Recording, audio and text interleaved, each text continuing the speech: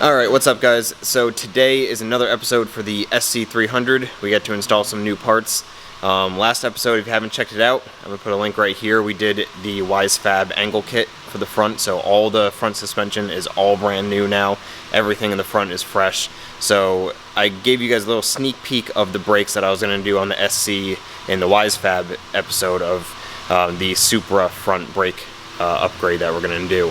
So I actually went and ordered a couple other things too while I was doing that, just to kind of, just like what I did with the full suspension on the whole car. I refreshed everything, as in I got everything brand new.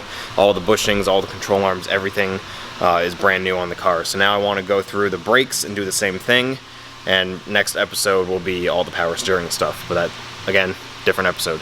So this is going to be all the brakes. So the issue I was having in the Wisefab episode is that since I did a -3 AN brake line, which I still have to get the little clamps for right here. I just have zip ties temporarily. But this right here, the adapter that I bought to go from -3 to the M10x1 brake fitting, I accidentally got the concave style adapter fitting, which I really needed inverted or something. I think it was called inverted flare. So I needed to remake this because this one was leaking, and my buddy and I reflared this to the right flare for the adapter, but it's still just very lightly still like drips, like every once in a while. When I have the car just sitting here, not even driving the car, just having it sit here, I'll notice on the lower control arm it's a little bit wet of brake fluid, and like right here on the bracket it has a little bit of brake fluid too. So that's no good. I didn't even bleed these brakes, so these like brake lines aren't even like completely like under pressure yet, and it's already leaking. So that's no good. The other side started doing that also. So you can't see it, it's back there. That side was a little bit wet too, so I needed to redo both. So I bought the right little adapters. I got the right ones now, so oops, if I don't drop them. So now I got the right one that goes from -3 to the M10x1, and it's the inverted flare. So now it's back to what the OEM would be. But since that I already cut probably about like 1.5 inches off this line and reflared it, I don't have enough space. I already pulled it through this fender line, this fender well just a little bit to try and get some extra slack, and I already did that. So I don't really have enough space to try and just reflare it again. And then plus this line is super old and it's kind of like slightly corroded, so that's part of the issue anyway. So the cheapest way to fix that would be just to replace those fittings over here, and that would fix the other side's problem. But this side I have to remake this line, which this line goes all the way across the engine bay, across the firewall to the other side where the ABS modular is, and I don't feel like trying to remake that line. So eventually I wanted to upgrade the whole brake system anyway, so I went ahead and I ordered all the Chasebays stuff. So first I got my nice brand new Toyota calipers. Like, this is actually from Toyota. Toyota is remaking like a couple of like the Supra parts, and I guess the calipers are one of them. So I was able to get brand new Toyota original Supra calipers. So these things are cool. They're literally brand new. I don't know if you guys just saw when I was pointing out the brakes, but I already mocked this side up yesterday just to make sure everything fit with the new rotors and everything. So the rotors that I went with were the Stop Tech slotted. These are what I run on like everything. So my old STI I had these on it. My BRZ, I have these on them. Matt, Matt actually has them on the back of his car. So everything, whenever I upgrade brakes on one of my performance cars, I always throw these Stop Tech slotted rotors on. So the Supra brakes, I've always known that the Supra brakes were like a big upgrade over the stock SC ones, but this is like a crazy size difference. It's like a good inch all around. If I just slide that over the top, Like, that's a considerable amount bigger, and it's actually thicker also. And like, obviously, like, these are like crappy eBay rotors that were on there, and now these have nice big like cooling fins, so they're gonna stop a whole lot better than what was on there. Not that this thing's gonna see like actual track use like the BRZ does, but eventually once I turbo this thing, I want to street drive it and stuff too, so it'll be good to have some nice big brakes on the front. And then also eventually I want to get the rear Supra calipers and do the rear brakes as well. But right now we're just focusing on everything in the front. But so for the Chasebay kit, I got their brake booster delete, which I've always wanted to get. It just cleans up the engine bay a whole lot better. Engine bay is still completely stock and ugly, so this was more, I wanted to do this when I was going to turbo the motor, just because I was going to take the motor out, clean up the entire engine bay and stuff, and make it look real nice. But since that we're doing the brakes now, we're going to do everything. So I got their booster delete kit, and I bought their ABS delete for the booster. So it comes with the new Chasebay proportioning valve, that it comes with all of the engine bay lines to run to either side of the front wheels, and then the line that goes to the back wheels, which I think is this piece right here. It's like a double flare piece. So what I'm just going to do first is I'm going to take this wheel off, and we're going to swap the rotors and the calipers over to here, just so we can get it to look like this side, and we'll throw the new StopTech pads in.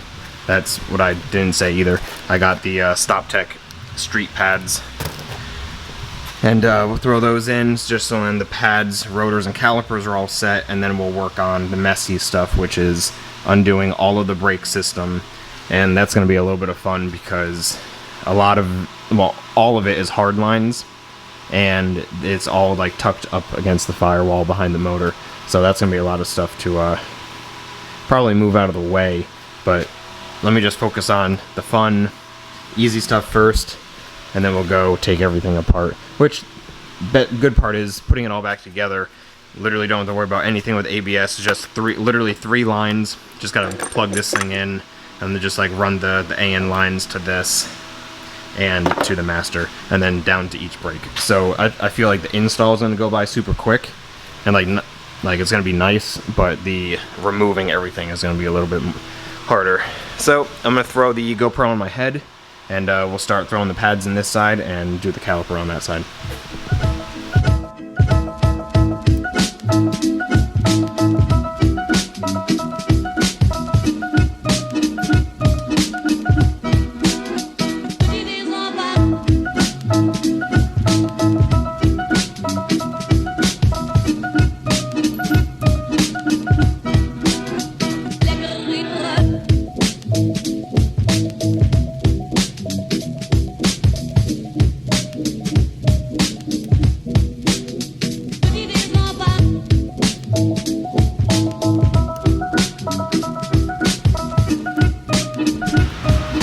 Alright, so just like you saw, I just got the passenger side all set. So these StopTech pads actually came with more than just the pads. They actually came with all of the pins and the springs. Sorry. All the pins and all the springs that we would need to install those pads.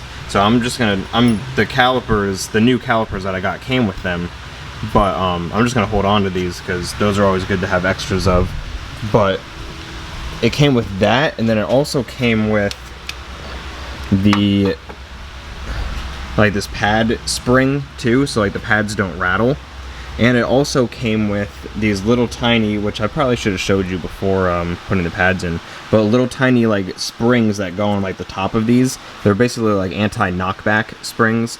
So since the calipers are fixed, and the pads are just basically floating in this caliper, when you step on the brakes, since these holes are a little bit larger, like just for like movement of this pin, the pad itself will kind of like shift upwards when you hit the brakes, because obviously it's going to be pushing against the rotor, which is turning this way. So they provide this little spring that you put on the top, or the bottom. I kind of just assume they go on the top. And what that will do is that it puts like a cushion, so when you hit the brakes, it doesn't just clank, and because like you'll hit the brakes and you hear like a metal like clanking noise, and it's always just the pads shifting. But with these springs, it should be like pretty quiet. Same with these, like this keeps the pads from like just rattling around, so those are nice to have too. But the Stop Tech brakes, the pads came with all of that, which I thought which I think is just super surprising that it came with all that stuff. But now the pads and rotors are on, the caliper is on, so now what I'm gonna probably just do is just disconnect the OEM calipers, and we're just gonna have to start. See, this one's actually a little bit wet. You can't see it, but that one's actually wet with brake fluid. Alright, so I just swapped the brake lines over to the new Supra calipers. I disconnected those from right there. I put the right fitting I needed, like the adapter right there, so now I have those on just so I don't lose them. And I'm starting to look at what I need to take off, and the back of this motor is just a complete mess. Like, there's like hoses and wiring and everything just literally everywhere. So I'm trying to think of the best game plan of like if I'm gonna actually be able to even get those lines out without taking the motor out, or if like what I should just do for now is just, you know, remove the master, the booster, the ABS, and just leave all the hard lines in there for now until I eventually take the motor out. I might just do it that way because I'll give it my best shot to try and get all the lines out, because there's like a harness and like the heater hoses and stuff go all over it, like all like in it, like in between it and stuff. So maybe if I just need like, if I could possibly just try and cut the lines and try and pull them out. But basically what I'm just going to start with first is just start taking the big stuff out. So like taking the master off, the booster out, and then work over to the ABS. And then once those are disconnected, I just got to find the line. I think there's like the metal brake line or brake lines that go to the back of the car. Those are like somewhere like in the trans tunnel area, I think. So the Chasebays kit doesn't come with like instructions. Maybe it came with something online, maybe, but like it just came with this thing. No, it's just if you have like any questions or any issues with their product.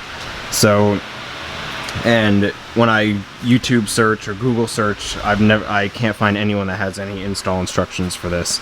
So I'm just going to be going in blind with this and see. I looked up how to do like a 240, like a 240 SX one, and they have like a fitting on the firewall, which it's a Nissan, this is a Toyota, so I don't know if it will be about the same. But once I get most of this stuff out from up top, I'll check underneath and see where that fitting is. Alright, the master is off. That wasn't as hard as I thought it was going to be. Getting the booster off is going to be a little bit more difficult. Crawling in the car, I was able to actually pretty much easily see this cotter pin with this little like rod that goes through. It's not focusing for you. But right here with the cotter pin, I was able to reach that from inside.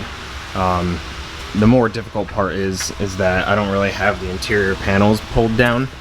Like I still have the kick panel down here that's still attached, so I might have to pull that down in order to get to the upper nuts for the booster, because I can pretty much visually see the two ones at the bottom, because if you can see with this, there's 4. So I can see the 2 lower ones, but I can't see the upper ones.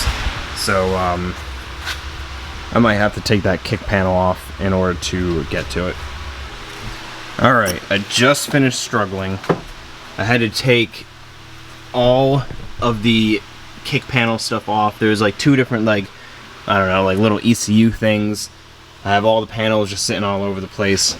Got all of them out. I just undid all 4 of the nuts for the brake booster. So now it should technically be ready to come out. I'm not sure if anything's going to really fight it. Nothing really seems to be in the way, besides I just have to undo the vacuum line, maybe like push the 2 these two brake lines just out of the way. But it should, I think, hopefully just pull out far enough that I can kind of like tilt it up and out. So I'm gonna try and mount this camera maybe over here to try and get a view of it when I hopefully not struggle to take it out. Let's do it.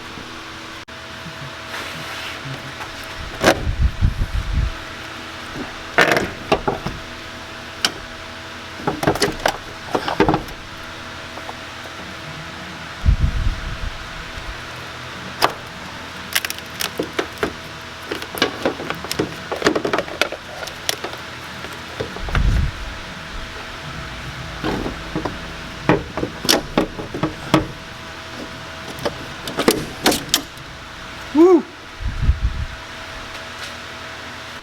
That thing is super thick. That thing's like, for like a modern brake booster, that's like twice as thick as like what a modern booster is. But so now we got all this space.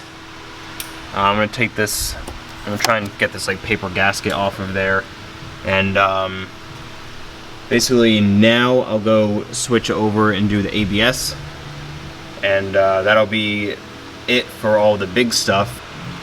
Alright, and for the ABS, which is right here, it seems pretty simple. It just seems like two connectors right here. It has like 3 or 4 like nuts with like studs that go around it just to bolt it in, and then there's just like 3 or 4, I think maybe 5 just hard brake lines that I just need to take off, and then we should just be able to pull it right out, and then that way we'll be able to see what brake lines we need to like try and get out of the engine bay.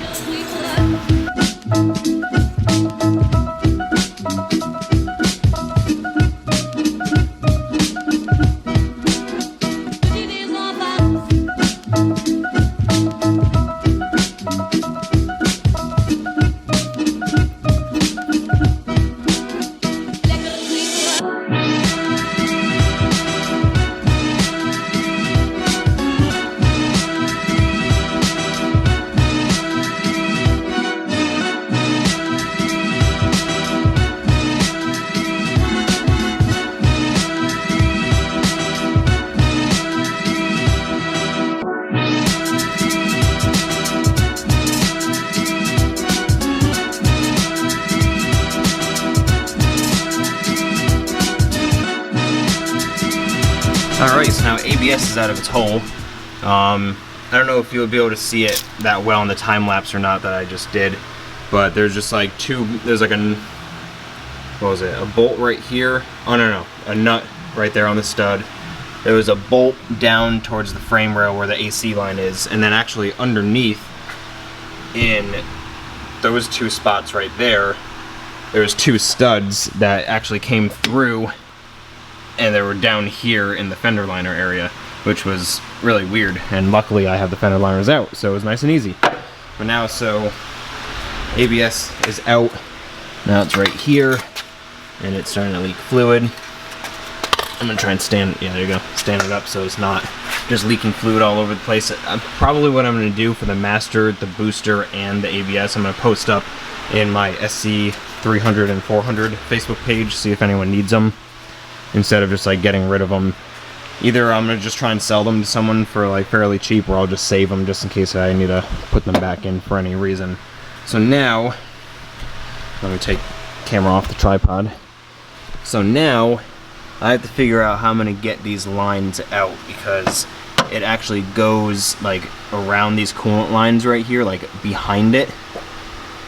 So I might just have to like cut them like here-ish to try and feed them around. And this is the easier side, because then we get into like the back where the harness goes, and then it's over here into this like kind of mess of lines and stuff. And one of them's the clutch line, so I gotta make sure I don't accidentally, you know, take that one apart, because I'm gonna need that one, and that one's staying.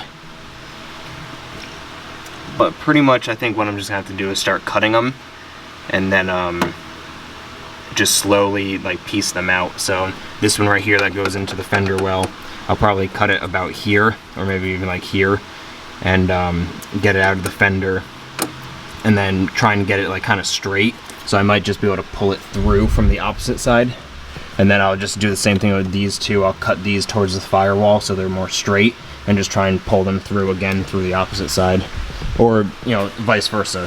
Whichever way is easier for it to pull through, I'll try and do it. And then same again, I'll cut all these ones straight. Just so hopefully I'll just be able to just pull them through real quick, and then we can finally start installing things.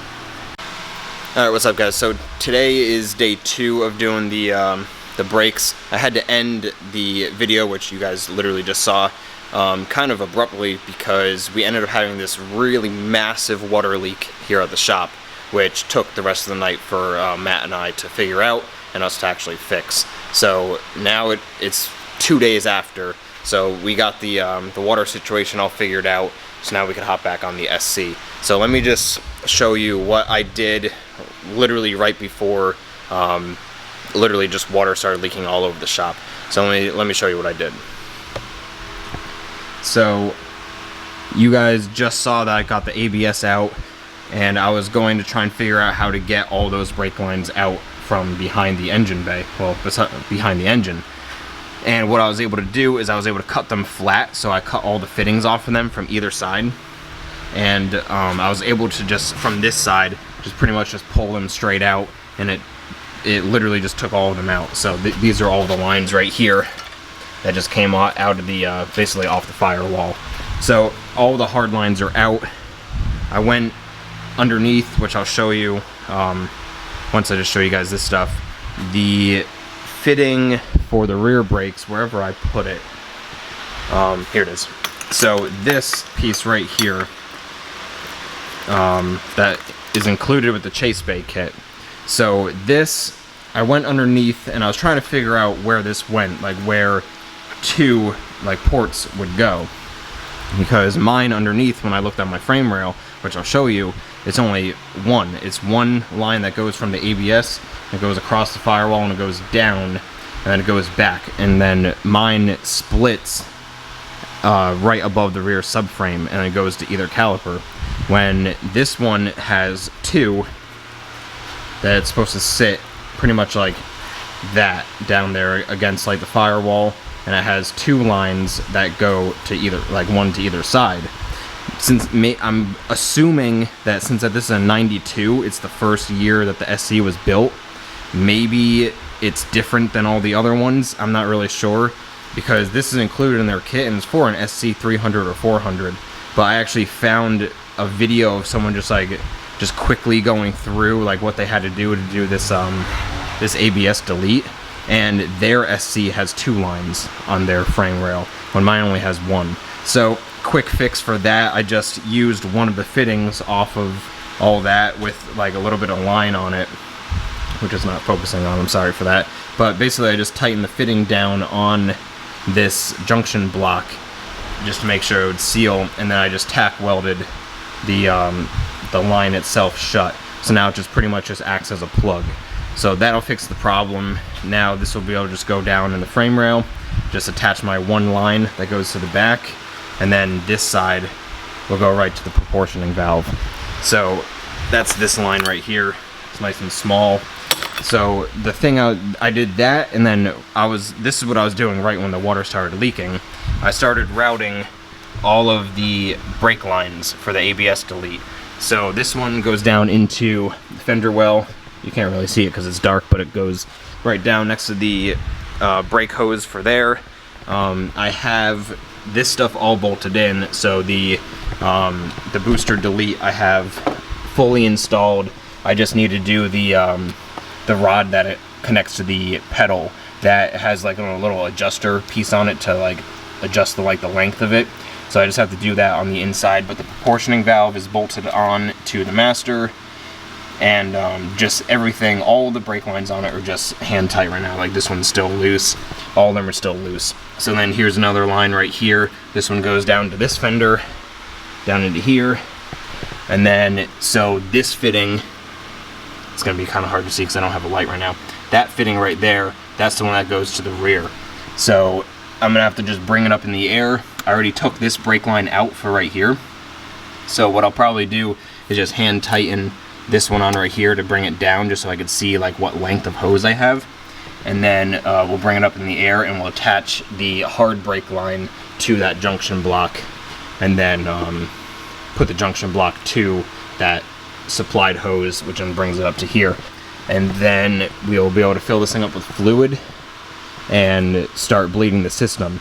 So usually when bleeding masters, you want to bench bleed them just so you can get all the air out of the system. But this master it's from Willwood, the fitting is literally the highest point of the master, which usually they come off the side, like off to the side a little bit, and they're not the highest point. This one's the highest point. So I'm going to try and just gravity bleed the whole system first. And then when Matt shows up here, probably like 20-30 minutes or so, we're going to go ahead and just bleed the entire system. So I'm going to try and just gravity bleed each caliper and stuff first. And once we start actually manually bleeding it, I'll see how the pedal feels and stuff. And if it still feels squishy, then we'll just bleed it in the car. So I'll just take this fitting off and we'll just bleed it right from here. Alright, it's kind of really hard to see, but I have the junction block right here. Let me see if I can get the light out of here, see if that'll help. So right up there, I've got the Chasebay junction block with the line coming down from the proportioning valve. And then you can see I've got my little makeshift plug on the top one, and then I've got the rear brake line threaded into the bottom one. So I had to loosen whatever this is, I think it's a fuel line. I had to loosen that up just to get enough space so I can pull this thing down, just so I can get my hands up in there. But I'm gonna go and tighten those right now just because it's in a really hard to reach spot. And then I'll put the bracket back on for this fuel line, which just bolts right here. And then we will go and start working in the fender wells and up in the engine bay. And then we'll start bleeding all this. So I'm just gonna go tighten those up, and then we'll bring the car down. Alright, so I just got finished up tightening all the lines. So I just filled the reservoir with fluid, and I have both the front caliper bleeders open. So now what that's going to do, since the reservoir is the highest point of the car, like highest point of the braking system, it's going to try and bring the fluid down into all the lines and into the calipers, and it's going to push the air out of the calipers. So this isn't your final step of bleeding brakes. Like, it's not as simple as just doing that. You're still going to have air in the calipers, and you know, maybe in a couple areas like that proportioning valve and stuff, there'll still be a little bit of the air in there. But once you manually just pump the brakes and bleed it that way, you'll get the rest of the air out. So I have the front brakes bleeding right now, and then once these start dripping, which actually they're dripping right now, I'm gonna open up the back ones just to get those to drip, to try and get some air out of those too. Alright, so I struggled way longer than I'd want to admit to try and get that rod up here to line up with the hole that's in the brake pedal. So I thought I was gonna have to re-drill, because like the rod itself was so long that it wasn't reaching, like anywhere near reaching. But I was able to get the threaded rod to bottom out literally as far as it would go in the, like, I don't know, the U portion that goes over the brake pedal right here. So I was able to get that to basically max out as low as it could possibly go. And then I had to also unthread the stop switch just a little bit, because the stop switch was preventing the brake pedal from coming up. But now I can't press the pedal right now because I'm gravity bleeding still. But right now I have it, so now everything, the cotter pin is in. So once it is done gravity bleeding, Matt can jump in here and we'll actually bleed it, and hopefully it'll be good. Alright guys, Matt and I just finished bleeding all the brakes. The pedal feels a little weird for not being like a boosted, you know, like a booster assisted. But we're gonna have to drive it just to see like exactly how it feels.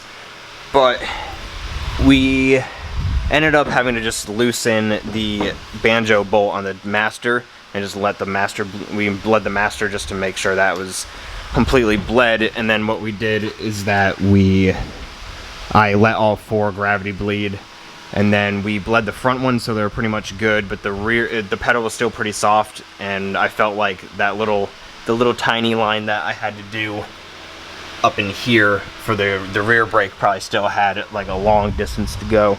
So then I let that I let the rear brakes gravity bleed even longer when I was putting the interior panels back together. And then we went to go bleed the rears again, and it worked out fine. So now I was just cleaning up. I was spraying brake clean on the areas where the brake fluid was going all over the place. And we're going to throw the wheels on. We're going to get some gas, and we're going to go take this for a drive. I just realized, Matt, that I have no headlights in it. So we're not going to be able to drive down the street, but we'll just drive around the parking lot. Alright, so Matt and I just got the wheels back on. We just got to torque them. And we ended up... Matt convinced me to just put the headlights back in, and we replaced the headlight bulbs because it took us, I'm not going to lie, 2 seconds to put the headlights back in. So now we'll be able to, hopefully, as long as the lights work, drive it down the street. And we're just going to have to move the Impreza, and then we're going to jump start this thing, see how the brakes feel, and take it for a little drive. Alright, so we're going to go take this thing for a drive. Oh, the tail light out is on again. We're gonna go take it for a drive. I just took it for a quick spin just to feel out the brakes and stuff. We're gonna take it for a little drive, maybe do a little donut. We're gonna see if Matt can hold the camera while I try to do a donut. We have the stickier tires in the back, and this thing has like no power, so we'll see if it actually breaks loose. And we'll get to try out the angle kit at the same time because we haven't driven it since the WiseFab install. So we're gonna take it easy first and just drive it, feel the brakes out, because the non-boosted brake assist is kind of weird.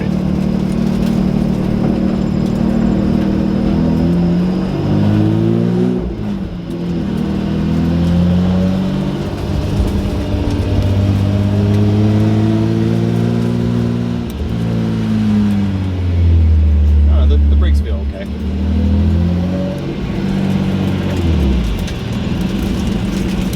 It's just like really hard right away. When like normally it would just be like a little bit softer.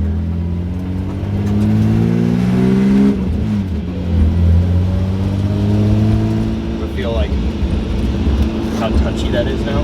Yeah, it's sensitive.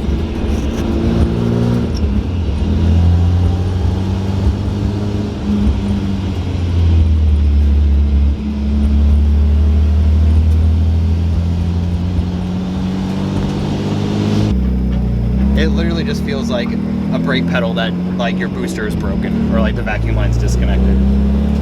It's just like hard right away. Does it feel like it's not gonna stop? Kind of. But like the harder you press it, the more like braking force you get. Yeah. Like it just feels so weird.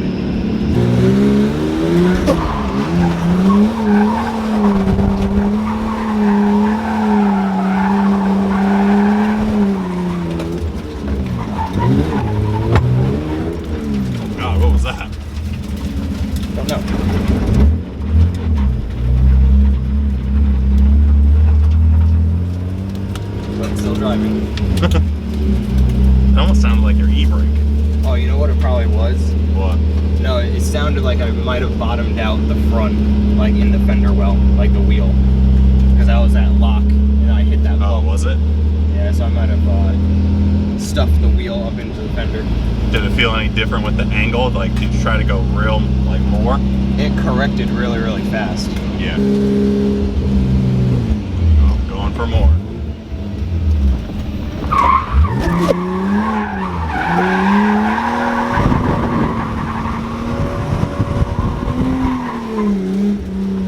Oh, that felt so weird. When... Why, the brakes? No. When the angle kit did exactly what it was supposed to do. I drifted while I was doing the donut, and when I went to counter steer out of it, I turned the wheel the opposite way, and I felt the car like kind of just continuously move in the drift, but I was steering it straight. I don't know, like I felt like the steering like completely just like grip and like do exactly what the angle kit was supposed to do. Like that was pretty cool. Something to get used to now. Yeah. Alright, so test drive was complete. It actually worked pretty good. I don't know if the booster, the non-boosted Brakes are supposed to feel like that or not, but it stops. Probably if I really step on it, it'll probably lock them up.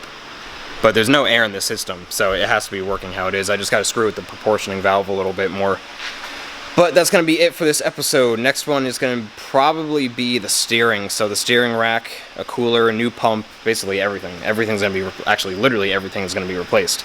So that'll be next time. So until then, don't forget to like, subscribe, and I'll see you later. See ya.